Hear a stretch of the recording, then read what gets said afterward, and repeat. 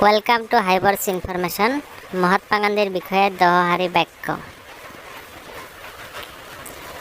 1869 চনত 2 অক্টোবৰত গুজৰাটৰ পোৰবন্দৰত মহাত্মা গান্ধীৰ জন্ম হয়। তেখেতৰ আচল নাম আছিল মোহনদাস কৰমচাঁদ গান্ধী। মই হিংসাৰ বিৰোধিতা কৰোঁ, কাৰণ যেতিয়া হিংসাৰ জৰিয়তে কিবা ভাল হয় সেয়া অস্থায়ী, আৰু যদি কিবা বেয়া হয় সেয়া স্থায়ী হয়। মহাত্মা গান্ধী।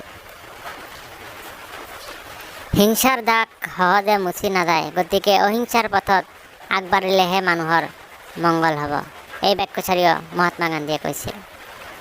প্ৰতিজন মানুহকে নিজৰ ভিতৰত শান্তি বিচাৰিব লাগিব, আৰু এই শান্তি বাস্তৱায়িত কৰি ৰখাৰ কাৰণে বাহ্যিক শক্তিৰ দ্বাৰা নিজকে অপ্ৰভাৱিত কৰি ৰাখিব লাগিব। সততা, নম্ৰতা আৰু সাহস, প্ৰতিজন মানুহৰে এই তিনিটা গুণ থাকিব লাগে, মহাত্মা গান্ধীয়ে কৈছিল। হিংসাই বনাব নাজানে, হিংসাই কেৱল ধ্বংসহে কৰে, মহাত্মা গান্ধীয়ে কৈছিল। অন্যায়ৰ বিৰুদ্ধে গান্ধীজীৰ মূল অস্ত্ৰ আছিল অসহযোগ আৰু শান্তিপূৰ্ণ প্ৰতিৰোধ। ভাৰতবাসীয়ে তেখেতক বাপুজী আৰু কবিগুৰু ৰবীন্দ্ৰনাথ ঠাকুৰে তেখেতক মহাত্মা উপাধি দিছিল।